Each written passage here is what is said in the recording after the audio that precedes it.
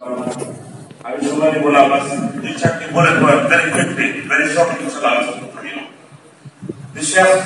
আসল বলতেছেন যে সমস্ত প্রশংসা আল্লাহ রাব্বুল আলামিন, যিনি আমাদেরকে সৃষ্টি করেছেন এবং যে আল্লাহ তাআলা আসমান ও জমিনকে নিয়ন্ত্রণ করছেন। এবং আমার বক্তব্য শুরুতে আমি সালাত ও সালাম পেশ করছি আমাদের প্রিয় নবী মুহাম্মদ রাসূলের উপরে, যাকে আল্লাহ রাব্বুল ইজ্জত মানুষ সভ্যতার জন্য, মানুষকে মুক্তির দিশারি, মানুষের হেদায়েতের জন্য এই পৃথিবীতে পাঠিয়েছেন। ভাইয়েরা আমার, হযরত বলছেন, প্রথমে কোরআনে আয়াত তিলাওয়াত করেছেন, বলছেন আল্লাহু লা ইলাহা ইল্লাহু আল হাইয়ুল কাইয়্যুম লা তা'খুযুহু সিনাতুন ওয়া লা নাওম।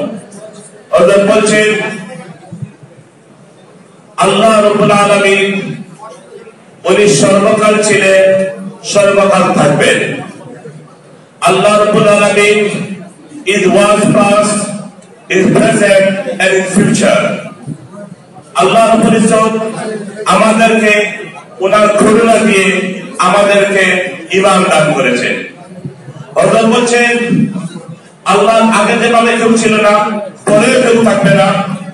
আল্লাহ তাআলা আমাদেরকে সৃষ্টি করেছেন এবং আমাদেরকে সবাইকে আল্লাহর ইবাদত করার জন্য বলেছেন। হযরত বলছেন যে আল্লাহ ও সত্তা, লা তুদরিকুল আবসার ওয়া ইউদরিকুল আবসার।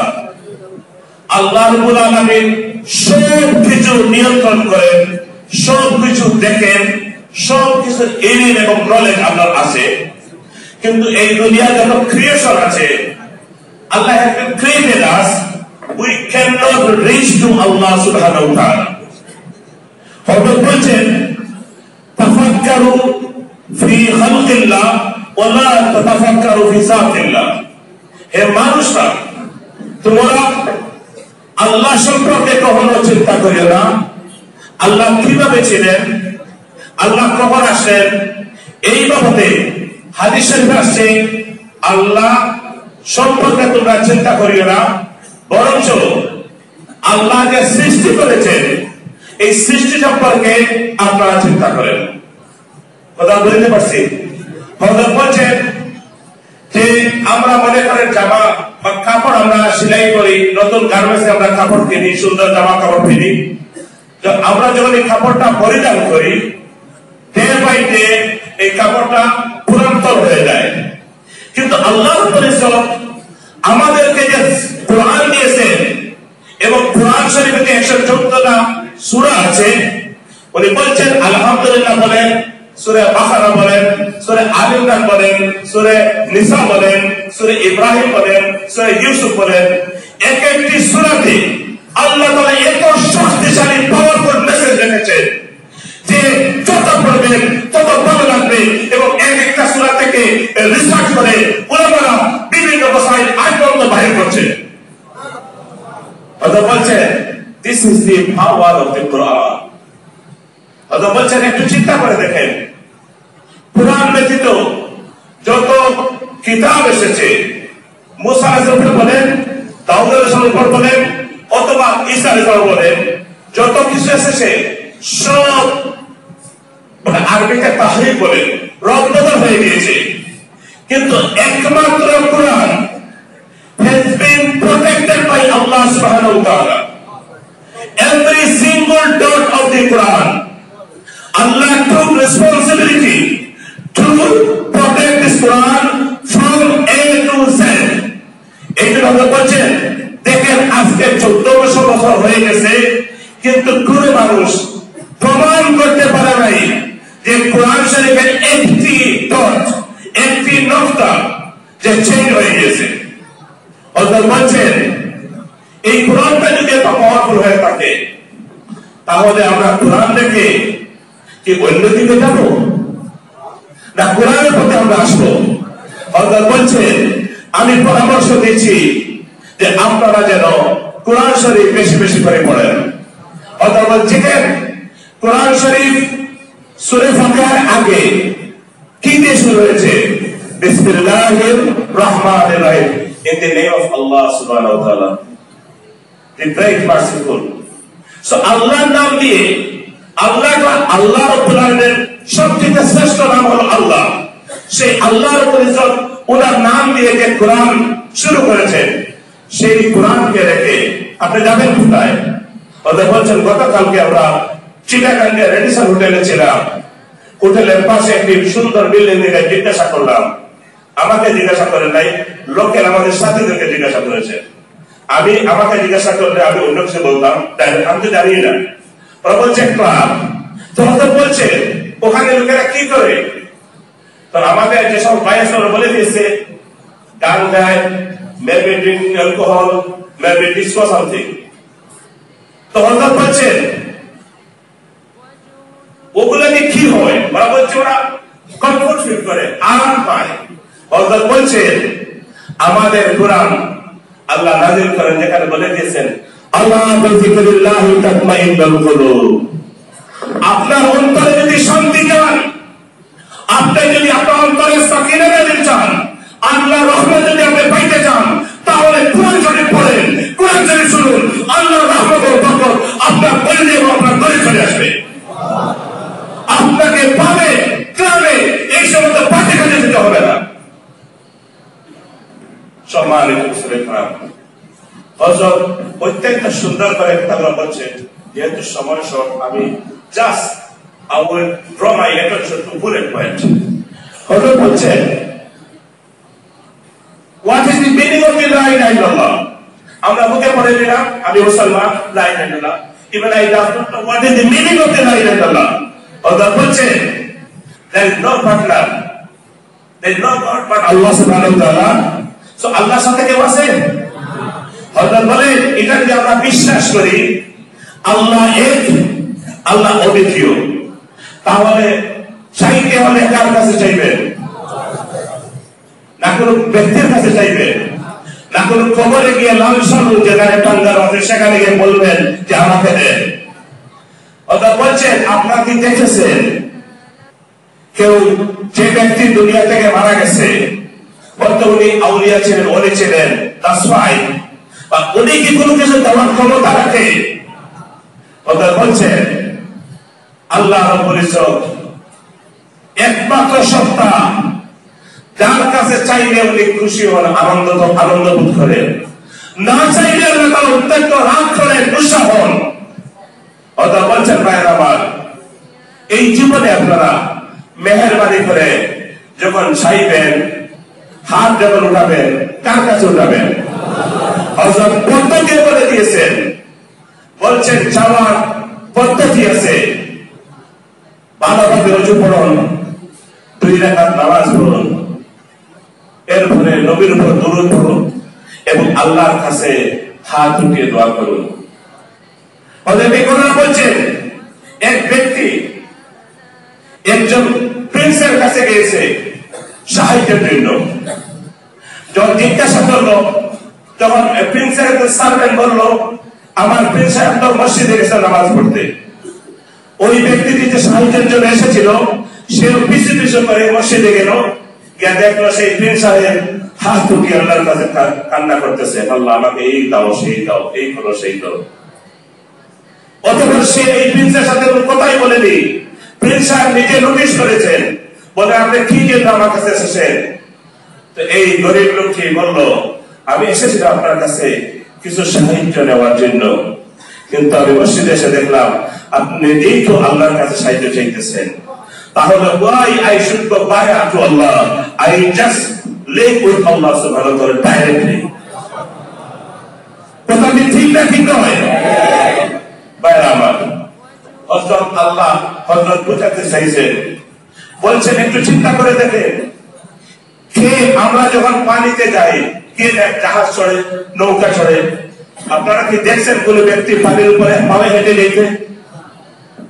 বলছেন তাহলে একটু চিন্তা করে দেখেন, মূসা আলাইহিস সালাম ওনার সাথে যে লক্ষ লক্ষ ওনার সাহাবা ছিলেন, ওনার সঙ্গী ছিলেন, কে নীল নদকে, রেড সিকে কে শুকিয়ে রাস্তা বানিয়ে দিয়েছিল এবং উনি সমুদ্র পথ অতিক্রম করে মিশর থেকে চলে আসছিলেন। সে রাস্তা কে বানিয়ে দিয়েছিল? বলছে যে আল্লাহ মূসার জন্য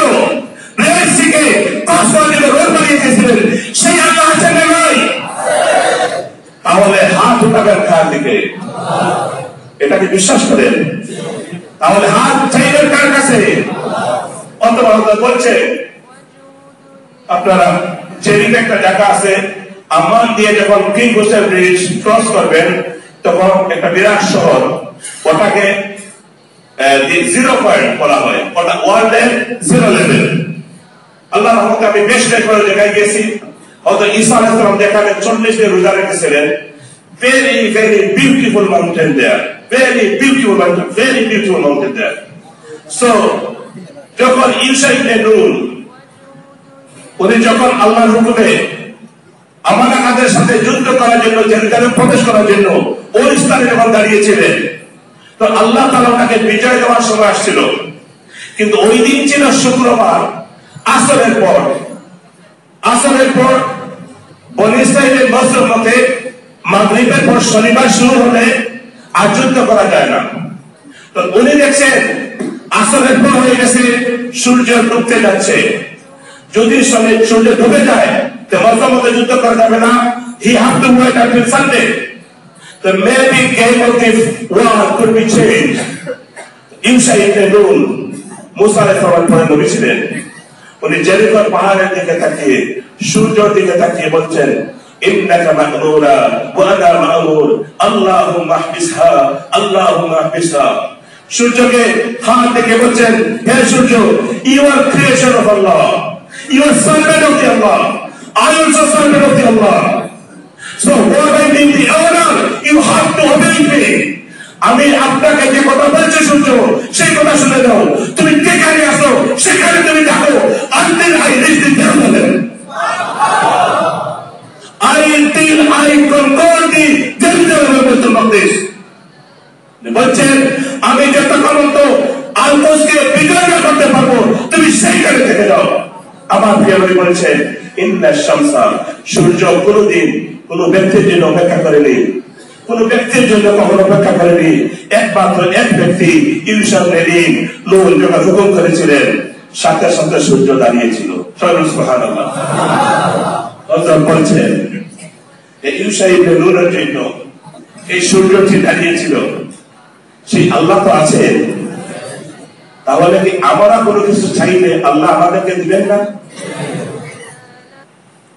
হযরত বলছেন, ভাইরা আমার, হযরত বলছেন যে কোরআন শরীফ উম্মুল কিতাব কাইদা দেওয়া হয়েছে, সমস্ত কিতাবের মা। এই কোরআন শরীফ থাকার পর কেন আমরা কোরআন পড়তে জানবো না?